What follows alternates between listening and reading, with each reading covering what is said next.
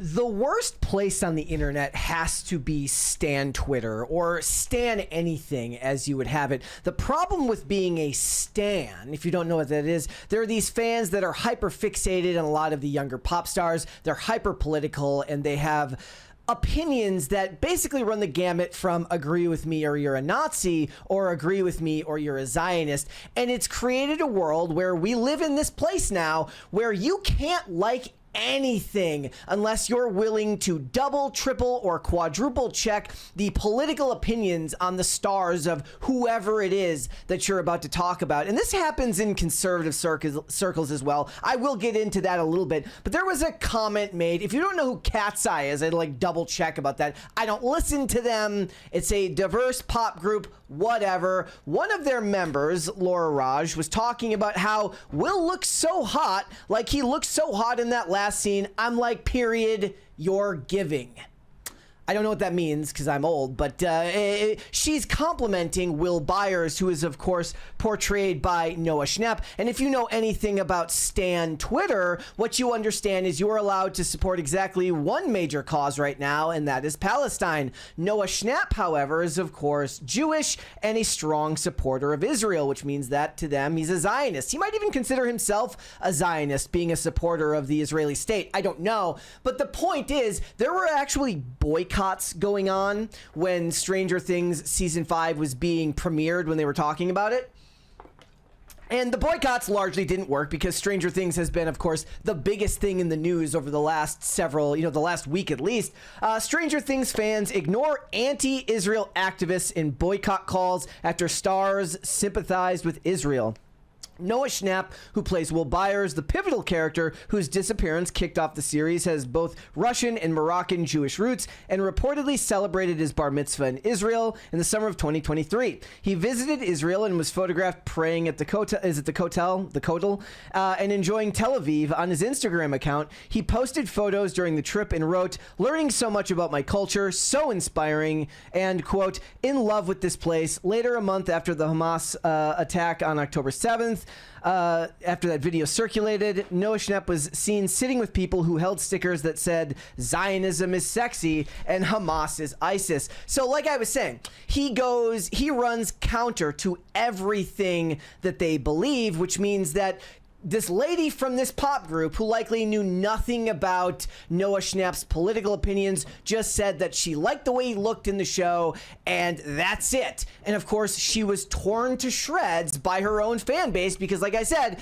if you are in a pop group in America, if you're in a pop group really in general, unless if you're an Israeli pop group, you're allowed to support one cause, and that is Palestine. She had to actually come out and respond to this. That's how swift the backlash was from people who she says, "Oh, hell nah, guys. I'm just a fan of the show. I was not aware about any of the actors' backgrounds or stances. I was not sharing support for anything but the show. Do not get it twisted. Thank you." This is the problem, guys. So you have to walk on eggshells. You're not allowed to compliment any celebrity unless they have the right opinions, which means, like, you go watch a movie or a television show, you better go quick and check the Wikipedia page and the backstory for any of those celebrities. Give a cursory glance at their Wikipedia page. Make sure there are no scandals and that they support all of the same causes that you do, lest you be torn apart by your own fan base, which is what it proves in the end, is that audiences are fickle. They don't love you. They don't even care about you. They may obsess over you because you make music they like, but it's not just that. It's the music that you like and your prescribed political opinions that fall right in line with whatever is popular within your specific subgroup. So, look, this happens in conservative circles too. I compliment a lot of actors. There's a lot of performances I like, and obviously it's to a less extent and far more rational, but I've complimented actors like Arnold Schwarzenegger. I was talking recently about Predator, and then people they bring up, screw your freedoms. Fair point.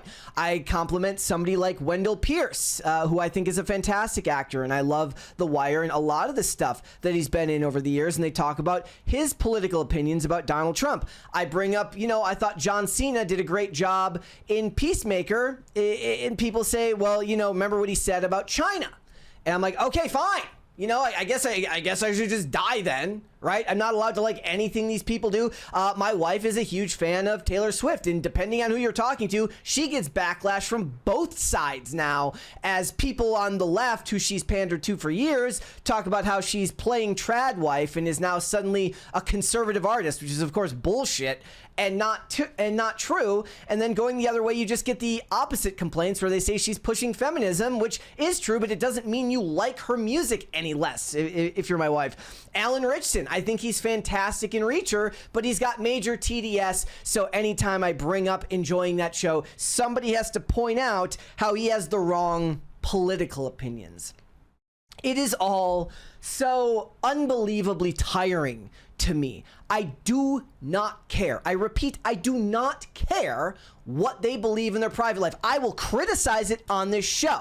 If they say something stupid, if they say something incorrect, I will criticize it, and we will all have a laugh at their opinions that we think are bullshit. Fine, perfect, go with it. Does not mean that I can't separate art from artist. I have no problem doing that. But like I said, the response you get from conservatives tends to be a lot more rational. They're just like, after what Arnold said about screw your freedoms, I just can't watch it anymore. I get that. I get it. We hold a different value system when it comes to that stuff. I view a lot of these pieces of art as a transactional relationship. You make something I want to see, I'll support you and go see it. What you believe in your private life doesn't really matter to me. I go to the grocery store. I don't know the political opinions of the guy who owns Weiss Supermarkets. No clue. Don't care. If you make groceries and I need groceries, I'll buy them from you.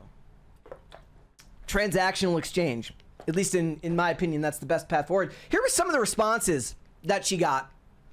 This lady says, love Cat's Eye, but I have to agree with the Laura whackings this time. Like, how are you so chronically online loud about cultural representation, but praise the guy who is actively being clowned by the internet for supporting the erasure of Palestine's people and culture? Here's the thing. You can be terminally online. It doesn't mean you are terminally online on every corner of the internet. That's not how this works. It's just not. There's granted, she does seem to care a lot about Palestine, so you would think she would know about it, but apparently she didn't. And that's fine. It's not the end of the frickin' world here.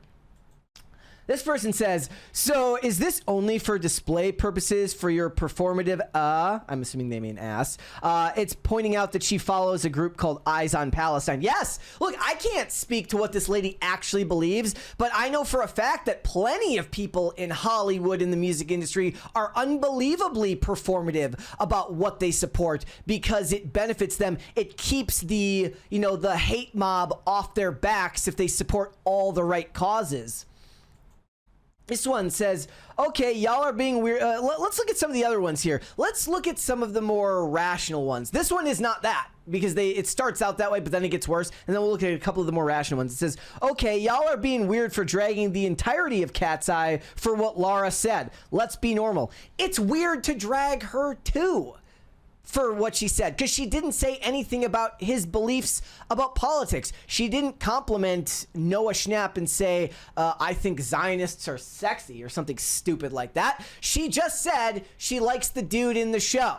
This person says, guys, can we take a second and realize how stupid y'all are being over this Lara Raj, Stranger Things, Cat's Eye situation? It's not that serious. While there are wars going on, y'all are talking about supporting Noah when she never mentioned him. Get a grip. That's true of everything you talk about online. As rational as this take is, yes, there are wars going on. Yes, you are going to be commenting on some internet bullshit. That's just the way of the world, unless you're, dropping your phone down a well and going and conscripting yourself into the military for either Israel, or you're going to go to Palestine and support them in their fight, in the Hamas fight against Israel. Then you're going to be doing exactly what everybody else is doing, sitting on the internet and talking bullshit while wars are going on. That's pretty much the way of the world. Caleb Hammer got into it. He says, if you have a community that cares anything like this for more than 1 second, you've curated the most toxic and horrible audience possible. And it's funny because they often virtue about being nice and good people. Well, yeah, that's the truth of the matter. This person here made it about racism. At least that's my interpretation here. It says, y'all didn't even drag Addison Rae as much, and then y'all are dragging Laura, and I know exactly why. I'm assuming they're saying that that's because she's white. because Addison Rae was in Israel at some point in 2022, and Addison Rae didn't get the same amount of pushback, and I'm guessing they're making that because Addison Rae is white and Lara is not. Was I calling her Laura? It's Lara. The point is, guys, this is what the internet is now. We have created this space where, because you have instant access to all the information you could ever possibly want, you're not allowed to just like something in the moment. You can't have, and that's a beautiful thing. When you like a TV show or a movie, I do this all the time. When I like a TV show or a movie, I like to get online and tweet about something that I'm watching because it moves me in some sort of way. That's kind of a beautiful thing. It's a natural reaction to the way we take art in. I love that. But now, because you have, especially when you've cultivated a fan base like this, you can't even have that instantaneous reaction because you watch something that moves you, and then you have to go and triple and quadruple check to make sure that person whose art moved you has the exact same proper political opinions that you do. That's bullshit. It's stupid. It's immature. Grow up. Thank you for listening. Guys, if you don't know what our podcast is, Pop Culture Crisis is live Monday through Friday, 3 p.m. Eastern Standard Time, which is, of course, noon Pacific. When it comes to all of this stuff, can't we all just be a little bit freaking normal once in a while? I would love to see it. Also, you should tune into our podcast when we come back live. Well, actually, we come back pre-recorded Monday, December 8th, and then we will be again live on Tuesday, December 9th. We are looking forward to it, guys. See you then. Thanks for watching. Listen to full episodes of Pop Culture Crisis on Spotify. Keep up with us on social media and make sure you subscribe and ring that bell so you never miss the show. Bye, guys.